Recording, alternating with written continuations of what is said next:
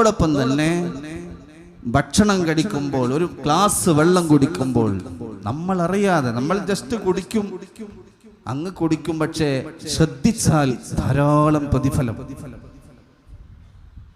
ഒരു ഗ്ലാസ് വെള്ളം കുടിക്കുമ്പോൾ 5 സുന്നത്ത് നമുക്ക് നേടിയെടുക്കാൻ പറ്റും. 1, ഇരുന്ന് കുടിക്കുക. 2, വലത്തേ കൈയിൽ കുടിക്കുക.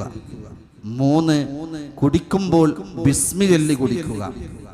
4, ഒറ്റയടിക്ക് കുടിക്കാതെ 1 മുറുക്ക്, 3 മുറുക്ക്, 5 മുറുക്ക്, 7 ഇങ്ങനെ അല്പാൽപ്പം കുടിക്കുക. 5 കുടിച്ചു കഴിഞ്ഞാൽ അൽഹംദുലില്ലാഹ് എന്ന് ചൊല്ലുക. ഇതൊക്കെ ചൊല്ലിയാൽ അല്ലാഹുവിൻ്റെ അടുക്കൽ നമുക്ക് നേട്ടമുണ്ട്.